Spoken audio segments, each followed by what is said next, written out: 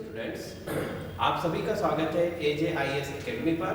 मैं हूं पवन दंगर, आपका साइंस टीचर, और आज हम पढ़ने वाले हैं डिजीज ऑफ लीवर। स्टूडेंट्स, हमने लीवर के बारे में काफ़ी कुछ डिस्कस कर लिया था, बट उससे रिलेटेड जो डिसीज़ है वो हमारा जो पोर्शन है वो थोड़ा सा छूट गया था, तो उसको आज हम कवर कर लेते हैं। ठीक है, उसी के साथ आज हम पेनक्रियास के बारे में भी थोड़ी सी इंफॉर्मेशन आपको देंगे। ठीक है, तो स्टार्ट करते हैं लीवर की डिजीज़ के बारे में या लीवर में होने वाली बीमारियों के बारे में। ठीक है स्टूडेंट्स, हमने देखा था कि जो लीवर है हमारा, वो हमारी सबसे बड़ी ग्लैंड होती है। हमारा जो बॉडी है उसकी सबसे बड़ी ग्लैंड है। ठीक है, और कई तरीके के फंक्शंस वो करती है। फंक्शंस भी हमने देखे थे, चाहे वो मेटाबॉलिक फंक्शन हो, ठीक है, कुछ चीज़ों को वो स्टोर करके भी रखती है, और साथ ही में कुछ चीज़ों का सिंथेसिस भी करती है। ठीक है, मतलब कि आप ये कह सकते हैं कि मेजर जो फंक्शन है बॉडी के हमारे, वो लीवर के थ्रू या डायरेक्टली या इनडायरेक्टली रेगुलेट होते हैं। ठीक है, तो अब सपोज मान लीजिए लीवर में अगर कोई प्रॉब्लम होती है तो ये सारे के सारे फंक्शन जो है वो डिस्टर्ब होने वाले हैं। तो देखिए, अगर हम डिजीज की बात करें तो लीवर में होने वाली जो मेन डिजीज है, ठीक है, वो मेन हम कह सकते हैं कि 3-4 डिजीज हैं। देखो, पहला तो है सिरोसिस। ठीक है, लीवर का सिरोसिस जो आगे चल के कैंसर में भी कन्वर्ट हो सकता है। ठीक है, लीवर सिरोसिस क्या है उसको देखेंगे हम। दूसरी जो डिसीज है वो है हमारी हेपेटाइटिस बी और हेपेटाइटिस सी।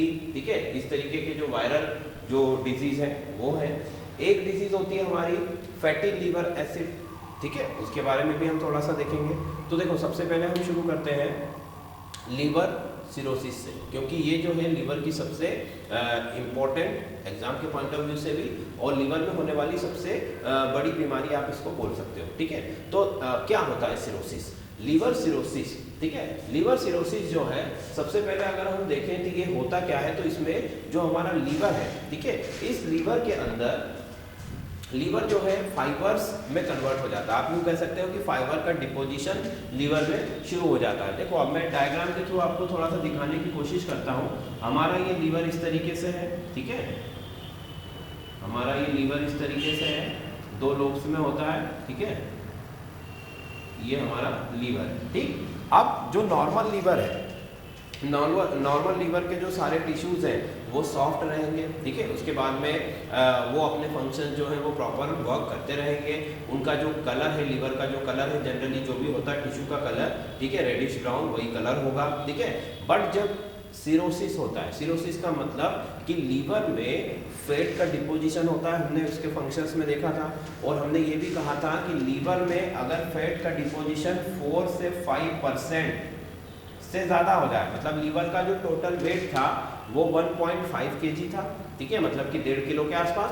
अगर 1.5 किलो के 4 से 5% से ज़्यादा उसमें फैट का डिपोजिशन होता है, तब वो सिरोसिस में धीरे धीरे कन्वर्ट होने लगता है। देखो स्टूडेंट, सिरोसिस जो ऐसी डिजीज है वो कोई एक दिन में नहीं होती है। ठीक है, इसमें सालों भी लग सकते हैं। भाई, सिरोसिस में आपका जो लीवर है वो इस हद तक डैमेज हो जाता है, खराब हो जाता है कि उसकी रिकवरी नहीं हो सकती। मतलब ये इरिवर्सिबल है, मतलब कि ये वापस लीवर जो है ठीक नहीं होगा। लीवर इतनी ज़्यादा डैमेज हो जाता है, मतलब 70 to 80% या 75 to 80% जो है हमारा लीवर वो डैमेज हो जाता है सिरोसिस के अंदर। और डैमेज कैसे होता है कि ये जो आपका लीवर है, इसमें फैट डिपोजिशन शुरू हुआ और ये धीरे धीरे हार्ड होना शुरू हो जाता है। फाइबर्स जो है इसके अंदर जनरेट होने लगते हैं या बनने लगते हैं, और वो फाइबर्स जो है इसको हार्ड कर देते हैं, और इस तरीके से धीरे धीरे पूरा जो लीवर है, ठीक है, वो फाइब्रस हो जाता है, मतलब कि कठोर हो जाता है, ठोस हो जाता है। उसके सारे टिश्यू जो है धीरे धीरे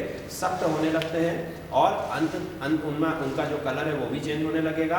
और फिर अंत में लास्ट में क्या होगा कि लीवर अपने सारे जो फंक्शंस है वो बंद कर देगा, या अपने जो फंक्शंस है वो धीरे धीरे कम करते करते वो लीवर के जो फंक्शंस है वो सारे रुक जाएंगे। और हमें पता है कि लीवर कई सारे फंक्शन करता है, इसीलिए लीवर का जो सिरोसिस है वो इतना इंपॉर्टेंट है कि अगर सिरोसिस हो गया, लीवर खराब हो गया, तो जो है अगर ट्रांसप्लांट के अलावा कोई रास्ता नहीं बचता है, जो कि बहुत ही महंगा और बहुत ही रेयर होता है कि लीवर ट्रांसप्लांट सक्सेस हो। ठीक है, अगर आपको डोनर भी मिल जाता है, ठीक है, उसका लीवर आप में लग भी गया, पैसा भी आपका खर्च हो गया, उसके बाद भी कोई गारंटी नहीं है कि आपकी बॉडी उस लीवर को एक्सेप्ट कर लेगी और वो प्रॉपर दूसरे आपका जो ओरिजिनल लीवर था उसकी तरह फंक्शन करेगा। ठीक है, तो कहने का मतलब है कि अगर लीवर सिरोसिस होता है, लीवर आपका डैमेज हो जाता है, देन आपकी जो बॉडी है वो प्रॉपर फंक्शन नहीं करेगी और कुछ दिनों बाद या कुछ महीनों के बाद आपकी जो है मृत्यु निश्चित उसमें मान ली जाती है और सिर्फ ट्रांसप्लांट ही उसका एकमात्र तरीका तो बचता है। ठीक है, तो ये होता है लीवर सिरोसिस। लीवर सिरोसिस पहली चीज तो एक दिन में नहीं होता है, सालों में होता है और ये जनरली जो है एसिम्प्टोमेटिक होता है, मतलब कि इसमें कोई लक्षण भी आपको दिखाई नहीं देंगे। मतलब जब तक कि आपका जो लीवर है 70 to 75% डैमेज नहीं होगा, खराब नहीं होगा, तब तक इसमें सिम्टम्स आपको दिखाई नहीं देंगे। या यूँ कहें कि अगर सिम्टम्स आते भी हैं तो वो नॉर्मल सिम्टम्स होते हैं जो दूसरी कई बीमारियों में आ सकते हैं, वो अभी हम इसमें देख लेंगे। तो सबसे पहले तो हम डेफिनेशन देखें सिरोसिस की। तो सिरोसिस क्या है?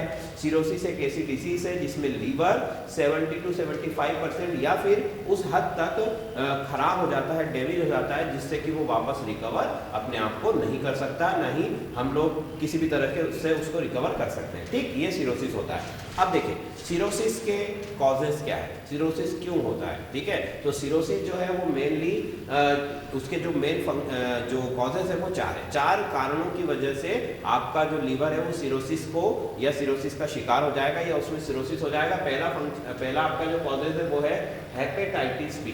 ठीक है, हेपेटाइटिस बी, हेपेटाइटिस सी, ये दोनों ही जो है ये हमारे दोनों ही क्या है, ये दोनों वायरल डिसीज है, मतलब वायरस से होने वाली बीमारियां हैं। ठीक है, जैसे कि अभी हमारा कोरोना वायरस चल रहा है जिसने कि पूरा वर्ल्ड को इफेक्ट कर रखा है। तो कोरोना वायरस क्या है? कोरोना वायरस एक तरीके का वायरस है जो बॉडी में जाता है, ग्रोथ करता है, वो फिर प्रॉब्लम क्रिएट करता है। तो सेम जो है हमारा हेपेटाइटिस बी है, वो भी क्या है, एक वायरस है और वो जाता है हमारी बॉडी में कहाँ पर, लीवर के अंदर। और लीवर के अंदर जाकर वो सबसे पहले क्या करता है, आपको जॉइंडिस से सफर कराएगा, मतलब कि आपको पीलिया हो जाएगा। ठीक है, पीलिया अगर हुआ मतलब कि आप में हेपेटाइटिस बी आ चुका है।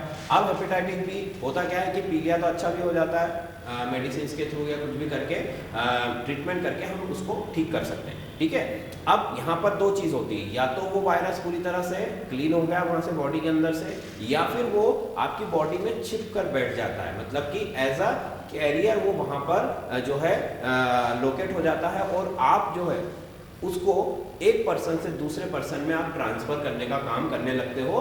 आपको पता नहीं है कि आपकी बॉडी में हेपेटाइटिस बी का जो वायरस है वो जो है ट्रांसफर हो रहा है आपके थ्रू। ठीक है, तो हेपेटाइटिस बी एक वायरल डिजीज है। यहाँ पर हम देखें तो पहले कि हेपेटाइटिस जो है वो डीएनए वायरस है। वायरस जो है वो दो तरीके के होते हैं। ठीक है, एक होता है आरएनए वायरस और एक होता है डीएनए वायरस। आरएनए वायरस का मतलब है कि ऐसे वायरस जिनका जेनेटिक मटेरियल आरएनए है। ठीक है, जैसे कि हमने कोरोना वायरस देखा था, भाई हमको पता है ना कि सेल के अंदर न्यूक्लियस, न्यूक्लियस के अंदर हमारा डीएनए, ये हम पढ़ चुके हैं। तो अब जो आरएनए वायरस होते हैं उनमें जो जेनेटिक मटेरियल है, उनका आनुवांशिक पदार्थ जो है वो क्या होता है, आरएनए। और डीएनए वायरस में जेनेटिक मटेरियल क्या होता है, डीएनए होता है। सिंपल सी बात है। तो हेपेटाइटिस बी का जो वायरस है वो हमारे अंदर प्रवेश करता है। प्रवेश कैसे करता है? तो वो प्रवेश करने के उसके कई सारे तरीके हैं। देखो, सबसे पहले वो क्या कर सकता है कि ब्लड ट्रांसफ्यूजन अगर आपने किया है, कहने का मतलब कि अगर आप किसी बीमारी से पीड़ित है या आपके शरीर को रक्त की आवश्यकता है और आपने कहीं हॉस्पिटल में या किसी क्लिनिक में जाकर के और ब्लड जो है अपने अंदर जो है इंजेक्ट करवाया है, या होता है ना कभी किसी को खून की कमी हो जाती है तो उसको ब्लड चढ़ाया जाता है। तो अगर वो ब्लड आपको कहीं पर चढ़ा है, ठीक है, तो क्या होगा कि अगर उस ब्लड आपको चढ़ाया गया है वो इन्फेक्टेड हो पहले से ही हेपेटाइटिस बी से, तो वो जो वायरस है वो आपके शरीर के अंदर आ जाएगा। ठीक है, फिर दूसरा जो इसका रास्ता है हमारे शरीर में आने का कि अनसेफ्ड इंजेक्शंस। अगर आपने इसी तरीके का कोई सिरिंज या कोई इंजेक्शंस, ठीक है, जैसे कि आपने किसी हेपेटाइटिस बी के पेशेंट पर यूज़ किया हो और वही इंजेक्शन फिर आपके ऊपर यूज़ कर दिया गया हो, तो उससे भी हेपेटाइटिस बी का जो वायरस है वो आपके अंदर आ जाएगा। ठीक, फिर तीसरा है सेक्सुअल कॉन्टैक्ट।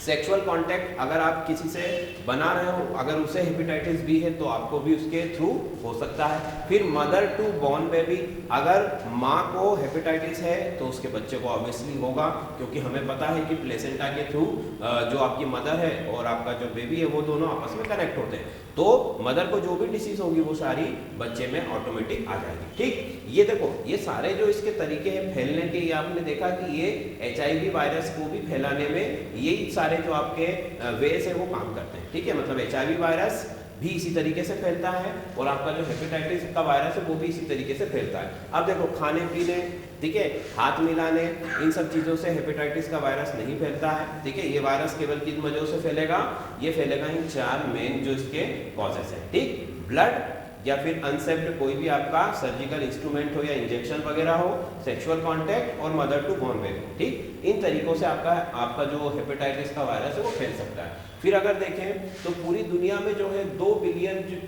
पीपल्स जो है वो इस वायरस से इफेक्टेड है। ठीक है, 2 बिलियन की जो आपका पॉपुलेशन है वो इस वायरस से इफेक्टेड है, मतलब कि इस वायरस के द्वारा संक्रमित है।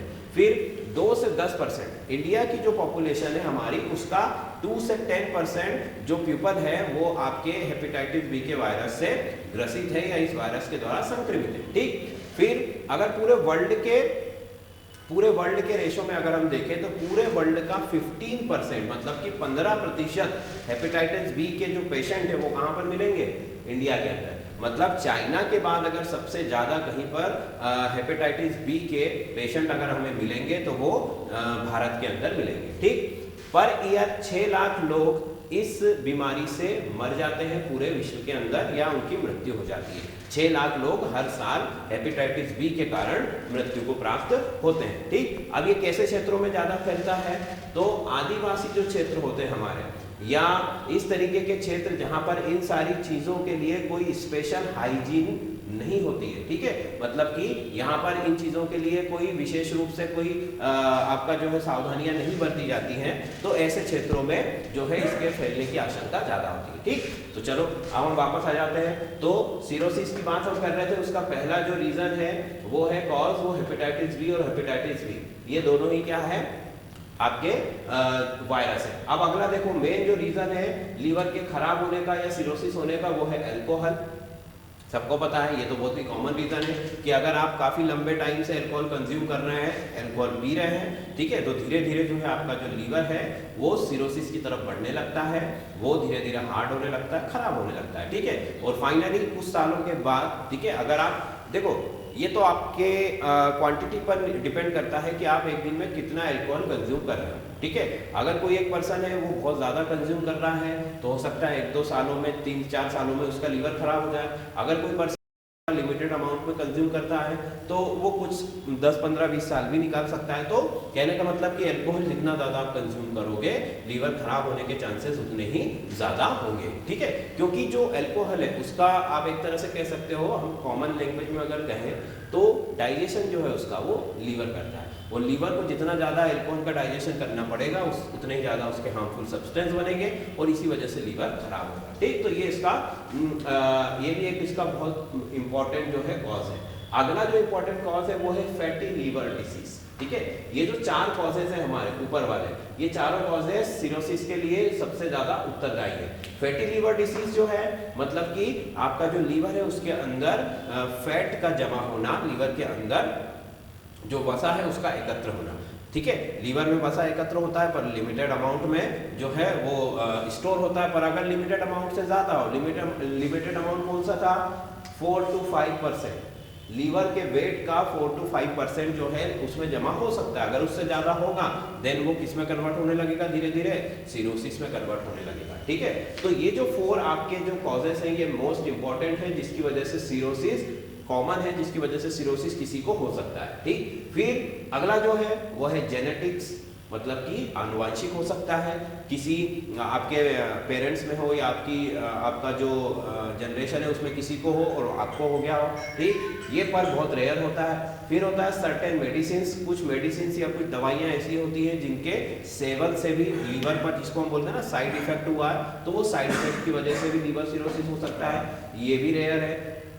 ठीक, और उसी तरीके से आपका ये वाला जो पोर्शन है, ठीक है, ये भी बहुत रेयर है। ये तीनों जो है वो रेयर की आपकी कंडीशन में आएंगे। यहाँ पर भी जो है एक तरीके का आपको जो है इन्फेक्शन होता है, तो ये तीनों जो आपके कॉजेस है ये रेयर है। पर कॉमन कॉजेस कौन से हैं हमारे, कॉमन कॉजेस हैं हमारे hepatitis B, hepatitis C, alcohol, fatty liver disease. ठीक है, चलो अब आगे चलो। तो सिरोसिस जो है वो 2.8 मिलियन पीपल्स को वर्ल्ड के अंदर होता है। ठीक है, और उसमें से करीब करीब हमने कहा कि 1.5 मिलियन जो है वो डेड हो जाते हैं, मर जाते हैं, ठीक है, क्योंकि इसका कोई भी रिकवरी नहीं होता है, ठीक है। और जो बचे हुए पर्सन है वो भी सिर्फ सर्वाइव कर रहे हैं, मतलब कि केवल बीमारी से लड़ रहे हैं, ठीक। अब सिम्टम्स की बात करें तो हमने कहा कि लीवर सिरोसिस में इनिशियली कोई सिम्टम नहीं होता है। लीवर आपका खराब हुआ है आपको पता नहीं चलेगा, ठीक है, क्योंकि उसमें कोई लक्षण आपको प्रदर्शित नहीं होंगे, कोई भी आपको वो सिम्टम्स नहीं देगा, ठीक है। बट धीरे धीरे जैसे जैसे लीवर जो है डैमेज होना उसका परसेंटेज बढ़ता जाता है तो वो कुछ सिम्टम्स आपको देता है। पर होता क्या है कि वो सिम्टम्स इतने नॉर्मल होते हैं कि हमें किसी भी दूसरी डिसीज से हो सकते हैं, इसलिए जनरली उन पर ध्यान नहीं जाता है। और लीवर जब तक बहुत ज़्यादा डैमेज नहीं होता तब तक हम उसको नहीं कर पाते, एनालिसिस नहीं कर पाते हैं कि ये लीवर हमारा खराब हो चुका है, ठीक है। और इसी वजह से जो है लीवर सिरोसिस इतना डेंजरस होता है, ठीक। अब सिम्टम्स क्या क्या है देखो जरा, कि वोमिटिंग होना, पेट में दर्द होना, ठीक है, एब्डोमिनल डिस्कम्फर्ट, ऊपर की तरफ पेट में मतलब जो हमारा स्टमक होता है उसमें दर्द होना, ठीक है, वेट लॉस होना, वजन का कम होना, वीकनेस मतलब थकान आना, ठीक है, वीकनेस मतलब कमजोरी और थकान, ठीक। फिर उसके बाद में डायरिया हो सकता है, हल्का बुखार हो सकता है और स्वेलिंग हो सकती है, ठीक है, मतलब सूजन हो सकती है। तो देखो ये जो जितने भी हमने सिम्टम्स बताए ये सब कैसे सिम्टम्स है, जनरली किसी भी फीवर, अगर आपको नॉर्मल जनरल फीवर भी हुआ है तो उसमें भी हो सकता है, भाई उल्टी होना आम बात है, ठीक है, एब्डोमिनल डिस्कम्फर्ट पेट दर्द होना भी आम बात है, वेट लॉस होना, ठीक है, फिर कमजोरी थकान ये भी सब बुखार के लक्षण है, डायरिया होना मतलब दस्त लगना, ठीक है, ये सभी चीजें मतलब कि इसके सिम्टम बहुत कॉमन होते हैं, इसलिए लोगों का उसके ऊपर ध्यान नहीं जाता है, ठीक। फिर आगे देखो तो अगला सिम्टम जो है पेट में पानी भर जाना, ये थोड़ा सा मेजर सिम्टम्स होने लगता है, क्योंकि जैसे जैसे लीवर ज़्यादा खराब होने लगता है, परसेंटेज बढ़ता जाता है, तो जो है आपका सिम्टम्स भी जो है वो मेजर आते जाते हैं। पेट में पानी भर जाना, ठीक है, मतलब क्या हुआ कि जैसे आपका जो स्टमक होता है हमारा वो फूल जाता है, ठीक है, उसका जो साइज है वो नॉर्मल नहीं रहता है और वो फूलने लगता है, ठीक है। पेट में पानी भरने का मतलब है कि लो प्रोटीन लेवल, सबसे पहले लीवर जो है अमीनो एसिड्स को हमने देखा था कि अमीनो एसिड्स के ऊपर भी काम करता है, अमीनो एसिड्स मतलब कि प्रोटीन, तो प्रोटीन का जो लेवल है वो भी लीवर के खराब होने की वजह से क्या होता है, कम होने लगता है। फिर पोर्टल हाइपरटेंशन, ठीक है, देखो इसको समझने की थोड़ी सी जरूरत है।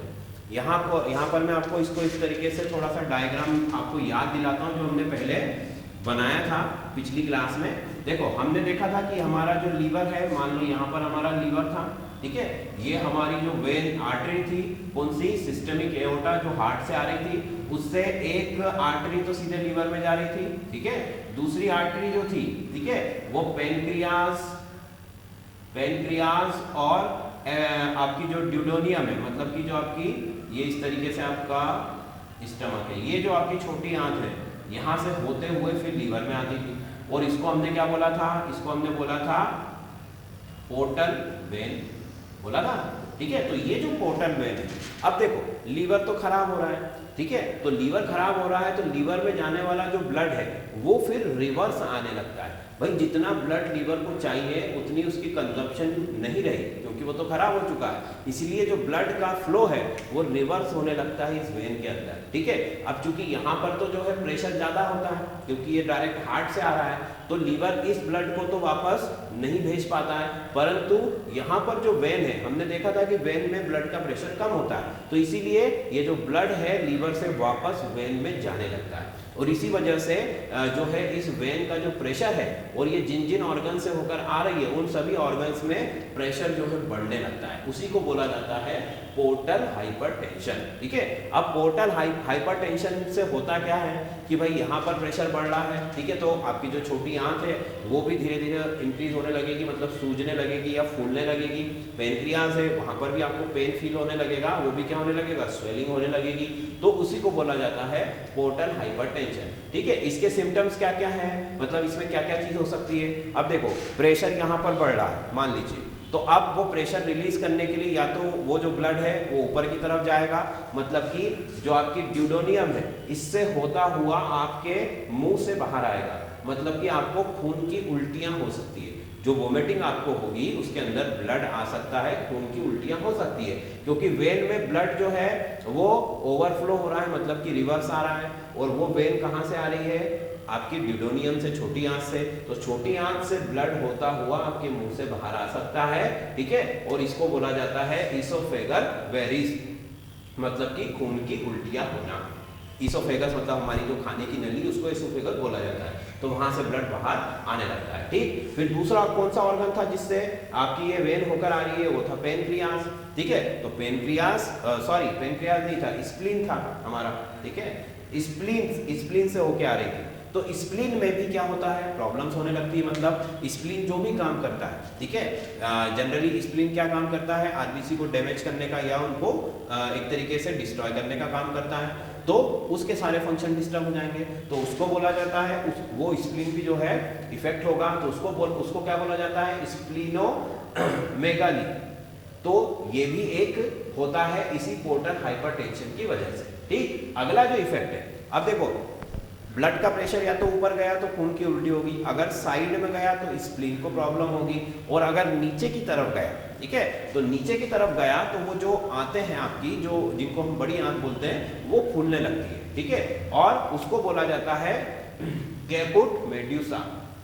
इसमें क्या होता है कि जो भी आपका पेट है, आपको ऊपर से किस तरीके का दिखाई देगा, मान लो कि आपका पेट है, तो इसमें ब्लड वेसल्स जो है बहुत ही उभरी हुई आपको दिखाई देगी, ठीक है। जैसे होता है ना कि जब किसी भी, ठीक है, इस तरीके से, मतलब कि जब मान लीजिए हमारा यही ब्लड वेसल्स हैं, इनमें अगर ब्लड हाई प्रेशर से अगर बहेगा तो ये बहुत ज़्यादा फूली हुई और साफ साफ ऊपर से ही, स्किन के ऊपर से ही दिखाई देती है, ठीक है। जैसे कि ब्लड प्रेशर नापते समय हमारे हाथ को यहाँ पर बैंड से बांधा जाता है, तो हमारी जो सारी वेन्स है वो अच्छे से दिखाई देने लगती है, तो क्योंकि प्रेशर बढ़ा, तो सेम टू सेम यहाँ भी हो रहा है कि पेट में जब ब्लड अंदर से प्रेशर डाल रहा है, तो जो वेन्स है आपकी, जो भी आपकी ब्लड को लेकर के जाती है, उन सभी में ब्लड जो है बहुत ही आपका जो वेन्स है वो बहुत ही क्लियर दिखाई देने लगती है ऊपर से, पेट के ऊपर से, और जो है उसकी वजह से आपको पेन होगा और कई सारी प्रॉब्लम्स होंगी, ठीक है। तो उसको बोला जाता है कैपुट मेड्यूसा, और ये सब किसकी वजह से हो रहा है, पोर्टल हाइपरटेंशन की वजह से, ठीक है। तो लीवर के जो सिम्टम्स है खराब होने के, उनको हम दो पार्ट्स में डिवाइड कर सकते हैं। पहला तो लीवर जो खुद फंक्शन करता था उनमें कुछ ना कुछ प्रॉब्लम्स आई, ठीक। दूसरा उसकी वजह से जो पोर्टल वेन में जो इन्फ्लुएंस हो रहा है, जो प्रॉब्लम हो रही है, वो उनको हम अलग कर सकते हैं दोनों को, ठीक है। मतलब पोर्टल वेन वाली जो भी सिम्टम्स है वो, और लीवर के खुद के सिम्टम्स, ठीक। इस तरीके से जो है आपका अगला अगर हम देखें तो इसमें अगली चीज क्या हो रही है, इंक्रीज लिम्फेटिक प्रोडक्शन, जो लिम्फ का जनरेशन है, ठीक है। हमने देखा था ना कि ब्लड के बार बार उसी जगह से फ्लो होने पर क्या बनता है, लिम्फ बनता है। तो इस पोर्टल वेन में ब्लड रिवर्स आ रहा है लीवर से, इसीलिए यहाँ पर लिम्फ का जनरेशन भी होने लगता है, और वो लिम्फ जमा होने लगता है, उसकी वजह से भी आपका पेट जो है वो फूला हुआ दिखाई देता है, और आपकी जो डाइजेस्टिव ऑर्गन्स है उनके अंदर बहुत ज्यादा प्रेशर आपको फील होगा, ठीक है। तो इस तरीके के सारे जो है आपको ये पेट में पानी भरने की जो समस्या है उसको हम इस तरीके से समझ सकते हैं। पेट में पानी भरने का मतलब कि पानी नहीं होता है वो, ठीक है, वो क्या हो रहा है, पोर्टल हाइपरटेंशन की वजह से हो रहा है, लो प्रोटीन लेवल की वजह से, या फिर आपके लिम्फ का जो प्रोडक्शन है बहुत ज्यादा हो चुका है, ठीक। चलो फिर अगला देखो सिम्टम्स, तो जॉइंटिस, जो कि बहुत ही नॉर्मल सिम्टम्स है। भाई लीवर जब डैमेज होगा तो सबसे पहले क्या होगा, जॉइंटिस होगा, पीलिया होगा, आपके हाथ में नाखूनों का रंग पीला होने लगेगा, ठीक। उसके बाद वही वीकनेस वगैरह सारी चीजें, तो ये सब जो भी जॉइंटिस में होता है वो सब होगा। फिर एनीमिया, खून की कमी, ठीक है। लीवर जो है आरबीसी या ब्लड को हम कहें कि प्योर करता है, ठीक है, मतलब कि जो डैमेज आरबीसी उनको लीवर की सेल खाती हैं या उनको डिस्ट्रॉय करती है। कुफर सेल्स हमने पढ़ा था, तो वो कुफर सेल्स अपना काम नहीं कर पा रही क्योंकि लीवर तो खराब हो चुका है, इसीलिए अब जो ब्लड वहां से आ रहा है, ठीक है, वो कैसा है, वो इम्प्योर हो रहा है, मतलब उसकी क्वालिटी उतनी अच्छी नहीं है, वो डीऑक्सीजनेटेड है, आरबीसी डैमेज है, मतलब कि वो जो ब्लड है, और उसी तरीके आपको एक तरह से एहसास होगा कि वो आपने वीकनेस आ रही है या खून की कमी होना शुरू होगी, क्योंकि फ्रेश आरबीसी जो है उसका कंसंट्रेशन कम हो रहा है, ठीक। फिर ये देखो, ये पोर्टल हाइपरटेंशन, ये तो मैं आपको समझा ही चुका हूँ। अदर सिम्टम्स, कुछ अदर सिम्टम्स भी होते हैं। देखो एक सिम्टम्स तो कौन से हैं, जो लीवर की वजह से हैं, और दूसरे सिम्टम पोर्टल हाइपरटेंशन की वजह से। कुछ अदर सिम्टम्स हैं जैसे कि आपके जो नेल्स हैं, जो नाखून हैं, उनका चेंज होना। चेंज होने का मतलब है कि उनका शेप और साइज चेंज होना, कलर चेंज होना, ये सारी चीजें होती हैं, ठीक। फिर जो आपकी पाम है, मतलब जो हथेली है, उसका लाल हो जाना, बहुत ज़्यादा। वैसे तो पिंक कलर की होती है हमारी जो हथेली है, पर अगर आपका जो सिरोसिस हो रहा है लीवर के अंदर, देन आपका जो पाम में जो हथेली है वो कैसी हो जाएगी, बहुत ज़्यादा रेडिश हो जाएगी, लाल हो जाएगी, ठीक है। फिर हथेली का हार्ड होना, हथेली जो है वो भी कैसी होने लगती है आपकी, बहुत ज़्यादा हार्ड होने लगती है, और वो भी एक सिम्टम्स होता है कि आपका लीवर है वो डैमेज हो रहा है। बट ये सारे सिम्टम्स बहुत ही बाद में दिखाई देते हैं। अर्लियर स्टेज में, मतलब जो शुरुआती दौर होता है सिरोसिस का, उसमें जो भी सिम्टम्स आते हैं वो नॉर्मल सिम्टम्स होते हैं, जिसकी वजह से हम नहीं उसको समझ पाते हैं कि ये लीवर डैमेज होने की वजह से सिम्टम्स आ रहे हैं। और इसीलिए लीवर बहुत ज़्यादा जब डैमेज हो जाता है तभी हमको पता चलता है। या फिर ऐसा कुछ हो कि आप किसी और बीमारी के लिए डॉक्टर को दिखाने गए हो, कुछ आपने स्क्रीनिंग कराई हो, सोनोग्राफी कराई हो, तो उसमें पता चल गया कि लीवर आपका डैमेज हो रहा है, तो फिर आपकी किस्मत अच्छी अगर आप किसी दूसरे डायग्नोसिस के लिए गए हो और आपको लीवर के बारे में पता चल गया, ठीक है। अदरवाइज जब तक वो बहुत ज़्यादा डैमेज नहीं होगा तब तक उसका आप पता नहीं कर सकते हैं, ठीक है। तो ये सिरोसिस के बारे में। हेपेटाइटिस के बारे में मैं आपको बता चुका हूं, ठीक है। फिर अगला जो मेन डिसीज होता है लीवर का वो होता है फैटी लीवर डिसीज। तो फैटी लीवर डिसीज का मतलब कि लीवर के अंदर फैट का जमा होना। लीवर के अंदर फैट जमा होने का मुख्य कारण क्या होगा कि या तो आप फैट को ज़्यादा कंज्यूम कर रहे हो, ठीक है, आप खाना ज़्यादा खा रहे हो, खाने के अंदर फैट ज़्यादा ले रहे हैं, ठीक है, ऑयल या फैट। दूसरा रीज़न हो सकता है कि जो लीवर बाइल का सिक्रीशन कर रहा है, ठीक है, लीवर पित्त रस बना रहा है, उसमें कहीं ना कहीं कोई कमी आ रही है, क्योंकि फैट का डाइजेशन कौन करेगा, बाइल जूस करता है, ठीक है, बाइल जूस हेल्प करता है। तो बाइल जूस का प्रोडक्शन अगर कम होगा तो फैट का डाइजेशन नहीं हो पाएगा। अगर फैट का डाइजेशन नहीं होगा तो फिर क्या होगा, डिपोजिशन होना शुरू हो जाएगा, ठीक है। तो इस तरीके से फैटी लीवर डिसीज भी हो सकती है, लीवर के अंदर फैट का जमा होना। तो देखा जाए तो ये सारी जो डिसीज है ये अंत तो गत्वा, मतलब फाइनली ये सब कहाँ की तरफ जा रही है, सिरोसिस की तरफ जा रही है, ठीक है। फैट का डिपोजिशन ज्यादा होगा तो भी सिरोसिस होगा, अल्कोहल ज्यादा है तो भी cirrhosis, hepatitis C, hepatitis B, ये भी उनका जो नेक्स्ट स्टेज होता है वो क्या होता है, सिरोसिस।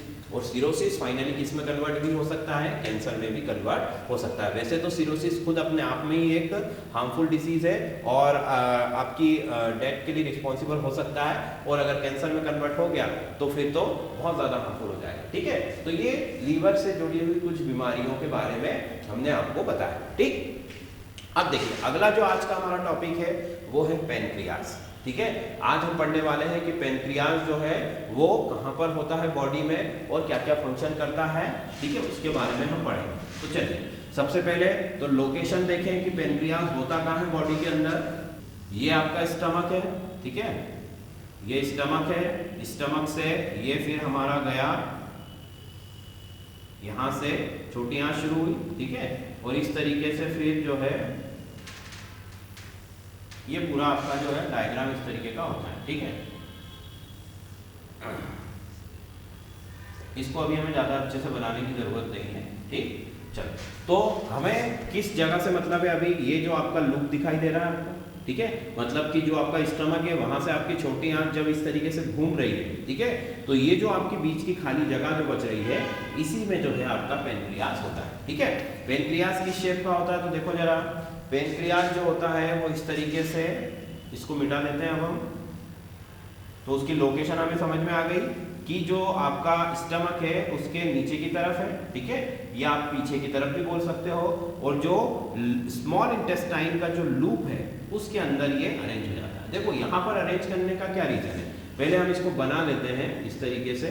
तो देखो जो आपका पेनक्रियाज है वो कुछ इस शेप का होता है, ठीक है, ये बन गया, ठीक। तो यहाँ पर हम इसको 3 पोर्शन में बांटते हैं। ये पहला जो पोर्शन है आपका ये होता है इसका हेड, ठीक है, दूसरा जो पोर्शन होता है ये इसकी बॉडी होती है, और तीसरा जो है ये उसकी टेल होती है, ठीक।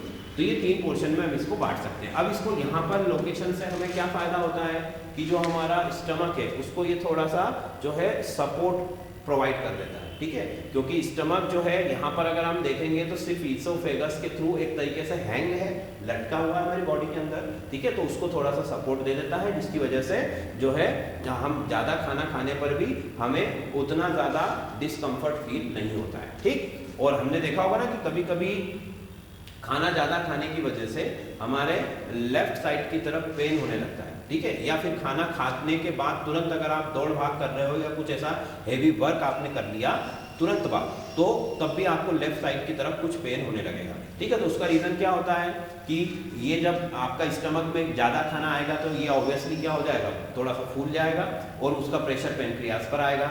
अब पेनक्रियास के नीचे यहाँ पर जो है हमारी किडनी होती है, ठीक है। तो जो हमारी लेफ्ट वाली किडनी है, लेफ्ट वाली जो हमारी किडनी है वो राइट वाली किडनी से थोड़ा सा ऊपर की तरफ होती है, ठीक है। तो फाइनली ये जो सारा प्रेशर बन रहा है ये इस किडनी के ऊपर आता है, ठीक है। और इसी की वजह से हमें दर्द महसूस होता है या पेन फील होता है, ठीक। चलो तो अब देखो पेनक्रियास की लोकेशन हमें पता चल गई कि ये यहाँ पर होता है। अब ये एक लोब्यूलर ग्लैंड है, ग्रंथि है ये, ठीक है। ग्रंथि का मतलब कि ये कई प्रकार के हार्मोनों का स्त्रवण करती है, अलग अलग टाइप के हार्मोन्स का सिक्रीशन करती है, जो कि डाइजेशन में भी हेल्प करते हैं, ब्लड शुगर लेवल को मेंटेन करने में भी हेल्प करते हैं और डाइजेस्टिव एंजाइम्स को रेगुलेट भी करते हैं, ठीक है। तो कुल मिलाकर अगर देखें तो हार्मोन्स का सिक्रीशन करने वाली एक ग्रंथि है पेनक्रियास, ठीक। अब हमारी बॉडी में जो है वो दो टाइप की ग्लैंड होती है, दो तरह की ग्रंथियां होती हैं। पहली होती है एंडोक्राइन ग्लैंड, एंडोक्राइन, ठीक। दूसरी होती है एक्सोक्राइन। एंडोक्राइन का मतलब अंतःस्रावी ग्रंथि और एक्सोक्राइन का मतलब है बाह्य। अब इन अंतर और बाह्य का क्या मतलब हुआ यहाँ पर देखो जरा, ठीक है। एंडोक्राइन का मतलब है कि ये डक्टलेस है, डक्टलेस मतलब कि इनमें कोई डक्ट नहीं होती, ये अपना जो भी सिक्रीशन करती है ये सीधा ब्लड के अंदर डाल देती है, ठीक है। मान लो ये कोई ग्लैंड है, इसने कुछ हार्मोन सिक्रीट किया तो वो हार्मोन सीधा कहाँ चला गया, ब्लड के अंदर चला गया, ठीक है। कोई भी पाइपलाइन यहाँ नहीं है, जैसे ही सिक्रीशन हुआ तो वो सिक्रीशन सीधा कहाँ जाएगा, ब्लड में जाएगा और ब्लड के थ्रू वो पूरी बॉडी में फिर जहाँ भी उसका टारगेट ऑर्गन होगा वहां तक पहुंचेगा, ठीक। तो इसमें डक्ट नहीं है। एक्सोक्राइन जो ग्लैंड्स है उनमें डक्ट है, मतलब कि प्रॉपर जो है एक आप कह सकते हैं कि पूरा सिस्टम है जिसके थ्रू वो अपने हार्मोन को टारगेट ऑर्गन तक पहुंचाती है, ठीक है। जैसे मान लो ये कोई ग्लैंड है तो इस ग्लैंड से एक हार्मोन सिक्रीट हुआ, वो हार्मोन एक डक्ट से होता हुआ, एक नली से होता हुआ अपना जो भी टारगेट ऑर्गन है वहां तक पहुंचेगा, ठीक है। तो ये अंतर होता है। अंतःस्रावी ग्रंथि मतलब जो अपना सिक्रीशन सीधा ब्लड में डालती है और जो एक्सोक्राइन ग्लैंड है वो अपना सिक्रीशन डक्ट के थ्रू टारगेट ऑर्गन पर पहुंचाती है, ठीक। पर जो हमारा पेनक्रियास है वो इन दोनों ही की तरह व्यवहार करता है, मतलब एंडोक्राइन ग्लैंड की तरह भी ये बिहेव करता है और एक्सोक्राइन ग्लैंड की तरह भी बिहेव करता है। मतलब कि कुछ सिक्रीशन इसमें ऐसे होते हैं जो सीधे ब्लड में जाते हैं और कुछ सिक्रीशन ऐसे होते हैं जो डक्ट के थ्रू टारगेट ऑर्गन पर जाते हैं, ठीक है। तो वो कैसा होता है वो भी हम थोड़ा सा इसको हम अच्छे से बनाते हैं डायग्राम को। देखो ये पेनक्रियास है हमारा, तो पेनक्रियास के अंदर हमने कहा कि भाई इस तरीके का ये इसका स्ट्रक्चर है, ठीक है। तो पहली चीज मैं आपको बता रहा था कि ये लोब्यूलर ग्लैंड है। कैसी ग्लैंड है ये, लोब्यूलर। लोब्यूलर का मतलब क्या हुआ कि इसके ऊपर लोब्यूल्स बने हुए। लोब्यूल्स का मतलब कि ये देखो ये इस तरीके से इसका सरफेस इस तरीके से होता है, ठीक है। ये इसके पूरी बॉडी के ऊपर या पूरी सरफेस के ऊपर जो है वो इस तरीके से लोब्यूल्स बने हुए हैं, इसीलिए इसको बोला जाता है कि ये लोब्यूलर ग्लैंड है, ये वेव्स बनी हुई है, ठीक। ये पहली चीज हो गई। फिर देखो कि यहाँ पर पेनक्रियास में बीचों बीच से एक डक्ट आती है इस तरीके से, ठीक है, जो कि इसकी मेन डक्ट होती है। और ये जो डक्ट है पेनक्रियास था कहाँ पर, यहाँ पर हमने देखा कि ये ड्यूडोनियम यहाँ से इस तरीके से कर्व हो रही है, मुड़ रही है, ठीक है। और पेनक्रियास यहाँ पर है, तो ये जो डक्ट है ये सीधी कहाँ पर जाती है, यहाँ से, ये यहाँ से जाती है सीधी ड्यूडोनियम में, ठीक है। अब लीवर से एक और डक्ट आ रही थी, हमने उस दिन देखा था कि बाइल डक्ट आती है, ठीक है, वो इस पेनक्रियाटिक डक्ट में मिलती है और फिर ये दोनों अपना सिक्रीशन लेकर कहाँ पर चली जाती है, ड्यूडोनियम में चली जाती है, ठीक है। तो ये आपका जो पेनक्रियास है उसके अंदर की एक डक्ट है जो उस पूरे ऑर्गन में शुरू से लेकर आखिरी तक फैली होती है, ठीक। अब क्या होता है देखो यहाँ पर कुछ सेल्स ऐसी हैं, कुछ सेल्स ऐसी हैं जो कि अपना सिक्रीशन इस डक्ट के अंदर डाल देती हैं, ठीक है। कुछ सेल्स ऐसी हैं जो अपना सिक्रीशन कहाँ डाल देती है, इस डक्ट के अंदर, कुछ सेल्स या सेल्स के ग्रुप्स ऐसे होते हैं जो अपना सिक्रीशन जो है वो ब्लड के अंदर डालते हैं। ब्लड कैसे भाई, ये ऑर्गन है, ऑर्गन के अंदर ब्लड तो आएगा ही, ब्लड वेसल्स आएंगी, तो उन ब्लड वेसल्स के अंदर ये अपना जो है सिक्रीशन डालती है। और कुछ ग्लैंड्स या कुछ सेल्स ऐसी हैं जो अपना सिक्रीशन इस डक्ट में डाल देती है, जो इस डक्ट से होता हुआ कहाँ चला जाता है, ड्यूडेनियम में चला जाता है। ठीक है, इतनी बात सबको क्लियर हो रही है कि जो पेनक्रियाज है वो किसकी तरह बिहेव करेगा, एंडोक्राइन एक्सोक्राइन दोनों ग्लैंड्स की तरह बिहेव करता है। एंडोक्राइन मतलब डक्टलेस और एक्सोक्राइन मतलब डक्ट जिसमें होती है वो ग्लैंड। ठीक, अब देखो ये कौन कौन सी ग्लैंड है और कैसे कैसे काम कर रही है और क्या क्या हार्मोन्स का सिक्रीशन कर रही है। तो देखो बेसिक तो पहले हम देखें कि पेनक्रियास का जो ग्लोब्यूलर ग्लैंड है, दूसरा 15 से 25 सेंटीमीटर की इसकी लंबाई होती है। ठीक है, 15 टू 25 सेंटीमीटर का लेंथ होता है। इसका जो वेट है, इसका जो वजन है वो 65 से 75 ग्राम होता है। ठीक है, मतलब कि आपका 65 से 75 या 70 ग्राम के आसपास इसका वजन होता है। ठीक, इसका बेसिक फंक्शन क्या है, पेनक्रियाटिक जूस का सिक्रीशन करना, मतलब अग्नाशय बोलते हैं इसको हिंदी में, अग्नाशय रस का स्त्रवण करना। अग्नाशय रस क्या होता है, अग्नाशय रस मतलब कि इस अग्नाशय के द्वारा बनने वाला सबसे महत्वपूर्ण आपका एंजाइम होता है, जो कि कई तरीके के एंजाइम का मिश्रण होता है। ठीक है, तो उसका सिक्रीशन करना। अब जो पेनक्रियाटिक जूस है, अग्नाशय का जो रस है वो अल्कलाइन होता है, मतलब उसका पीएच जो है वो 8.4 होता है। ठीक है, मतलब कि अल्कलाइन होता है। और जब ये इस डक्ट से होता हुआ ड्यूडेनियम में जाता है तो यहाँ का जो एसिडिक मीडियम है उसको भी क्या करता है, डिक्रीज करता है। ठीक है, ये अल्कलाइन क्यों होता है, क्योंकि इसके अंदर जो है सोडियम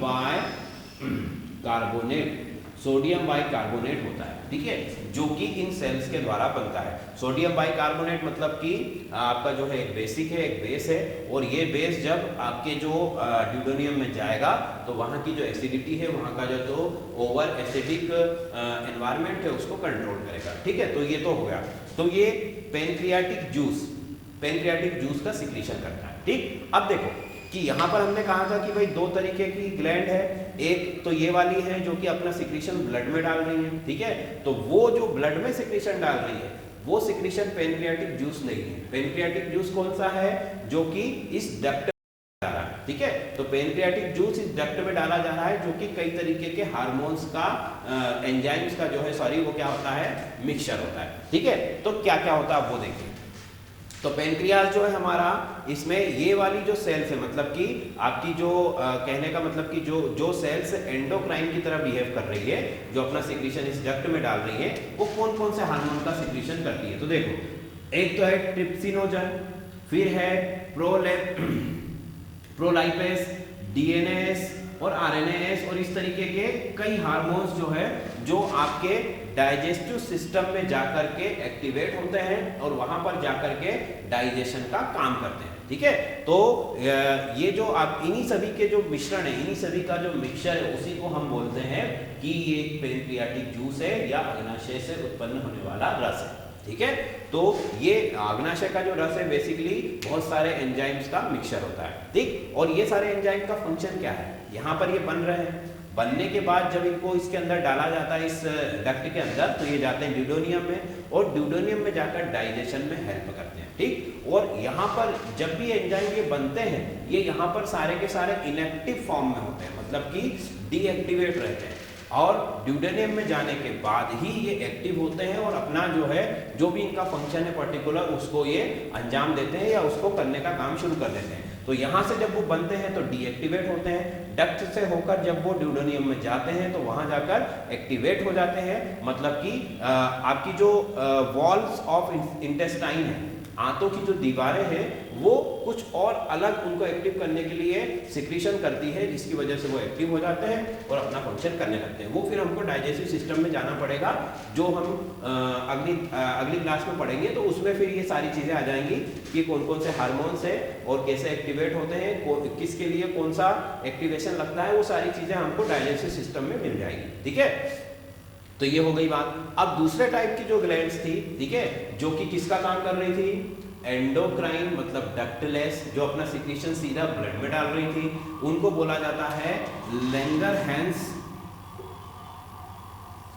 लैंगरहैंस या आइसलैंड ऑफ लैंगरहैंस, लैंगरहैंस के द्वीप, ठीक है, मतलब कि कुछ भाई पूरा फ्लूइड भरा हुआ है आपके पेनक्रियाज के अंदर, उस फ्लूइड में जैसे कि समुद्र के पानी के अंदर या कहीं भी पानी के अंदर कोई आइलैंड होता है, कोई जमीन आपको दिखाई देती है, उसी तरीके से ये पूरा फ्लूइड है इस तरीके से, और उसके बीच बीच में इस तरीके से कोशिकाओं के गुच्छे दिखाई देते हैं, इसीलिए इनको बोला जाता है आइसलैंड ऑफ लैंगरहैंस या लैंगरहैंस के द्वीप समूह की कोशिका।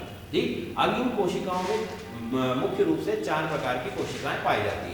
पहला होती है अल्फा सेल, दूसरी है बीटा सेल, तीसरी होती है डेल्टा और चौथी होती है D2।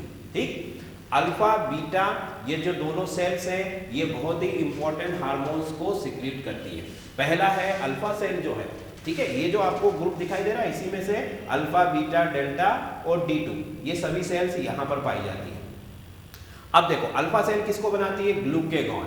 ग्लूकेगॉन का काम क्या होता है? ग्लूकेगॉन जो हार्मोन होता है इसका फंक्शन होता है कि ये ग्लूकेगॉन का फंक्शन क्या होता है कि ये भाई इंसुलिन, बीटा सेल जो है वो इंसुलिन बनाती है और अल्फा सेल ग्लूकेगॉन बनाती है। ये दोनों ही हार्मोन एक दूसरे के अपोजिट काम करते हैं। ठीक है, मतलब कि इंसुलिन जो है ब्लड शुगर लेवल को कंट्रोल करता है। कहने का मतलब है कि अगर बॉडी में ग्लूकोज ज्यादा है तो वो उसको ग्लाइकोजन में बदल देगा। ये तो हमने लीवर में भी देखा था, ये काम होता कहाँ पर है? लीवर में होता है। और ये करता कौन है? इंसुलिन करता है। ठीक है, तो इंसुलिन क्या करता है? ग्लूकोज अगर उसको दिखा कि बॉडी में ज्यादा हो रहा है तो वो किस में चेंज कर देगा? ग्लाइकोजन में चेंज कर देगा। और ग्लूकेगॉन क्या करेगा? ग्लूकेगॉन करेगा ग्लाइकोजन को बदल देगा, ग्लाइकोजन को बदल देगा वो वापस ग्लूकोज में। ठीक है, तो ये दोनों जो है अपने अपोजिट फंक्शन करते हैं। भाई बॉडी में हर चीज को कंट्रोल करने के लिए कुछ ना कुछ होता है। भाई ऐसा है, अगर होगा मान लो ग्लूकेगॉन ना हो तो इंसुलिन तो जो है जितना भी ग्लूकोज बनेगा सबको ग्लूकेगॉन में बदल देगा। ठीक, और अगर मान लो सिर्फ ग्लूकेगॉन है तो वो जितना भी ग्लाइकोजन है उसको सबको ग्लूकोज में बदल देगा। तो दोनों का बैलेंस रहना जरूरी है। ठीक है, तो दोनों जब तक बैलेंस में काम करते हैं तो there is no problem. But अगर दोनों में से किसी एक का भी लेवल डिस्टर्ब होता है, दोनों में से किसी भी एक का भी सिक्रीशन जो है इफेक्ट हुआ तो वहां पर भी प्रॉब्लम्स क्रिएट होने लगती है। ठीक है, तो ये दोनों हार्मोन्स जो है, एक हार्मोन अल्फा सेल के थ्रू, दूसरा हार्मोन बीटा सेल के थ्रू रिलीज होता है और दोनों अपोजिट फंक्शन करते हैं। अब अगला जो है डेल्टा सेल। डेल्टा सेल जो है सोमेटोस्टिन हार्मोन का रिलीज करती है और ये जो हार्मोन होता है ये इन दोनों के फंक्शन को कंट्रोल करता है। ठीक है, मतलब अल्फा सेल और बीटा सेल जो भी हार्मोन का सिक्रीशन कर रही है उन दोनों हार्मोन्स के सिक्रीशन को इनहिबिट करता है या आप कह सकते हो कि कंट्रोल करता है, तो ये डेल्टा सेल।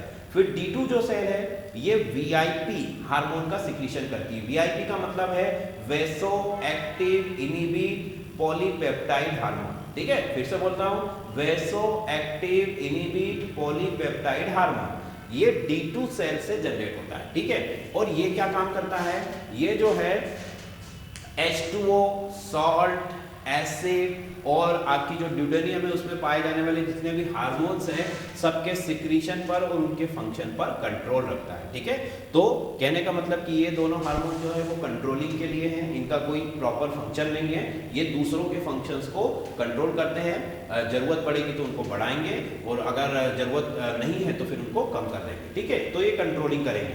तो VIP जो है वो कई सारे फंक्शन को कंट्रोल करेगा और डेल्टा हार्मोन जिस डेल्टा सेल जो बना रही है वो केवल किनको कंट्रोल करेगा? इन दोनों को कंट्रोल करेगा। ठीक है, तो इस तरीके से ये एंडोक्राइन ग्लैंड्स जो अपना सिक्रीशन सीधा ब्लड में डालती है ये उनके फंक्शंस हो गए सारे। ठीक, तो पेनक्रियाज जो है बॉडी में क्या काम करेगा? पेनक्रियाज एक ग्लैंड है, ये जो है आपकी बॉडी में सिर्फ और सिर्फ कुछ एंजाइम्स और हार्मोन्स बनाने का काम करता है। ठीक है, ये एंडोक्राइन और एक्सोक्राइन दोनों की ग्लैंड्स की तरह वर्क करता है। ठीक है, ये रहे हमारे एंडोक्राइन वाले सारे हार्मोन्स और ये हमारे एक्सोक्राइन वाले सारे हार्मोन्स। ठीक है, और इस तरीके से जो हमारा पेनक्रियाज है वो पूरा का पूरा जो है हमारी बॉडी के फंक्शंस में या डाइजेशन में हेल्प कर रहा है। फाइन, तो ये हो गया हमारा लिवर की डिसीज और पेनक्रियाज के बारे में।